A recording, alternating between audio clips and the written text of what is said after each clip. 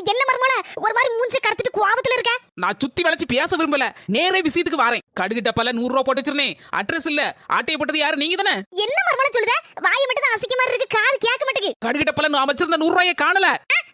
ஒண்ணும் கேட்க மாட்டேங்க. கடுகு கடுகு கடுகு கடுகு டப்பால 100 ரூபாயை போட்டு வச்சிருந்தேன். அட்ரஸ் இல்ல, யார் எடுத்தா? நீங்களா? உண்மையில மர்மல கேட்க மாட்டேங்குது, வாயை மட்டும் தான் ஒரு மாதிரி ஊன அசைக்க.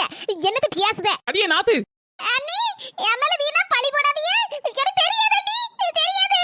என் மாமியா கிளவி 1/2 மணி நேரம் கழிச்சு வாரேன். எம்மா நீ தான ஆட்டைய போட்ட 100 ரூபாய்? அட போடி இவள, அரை மணி நேரத்துக்கு பிறகு.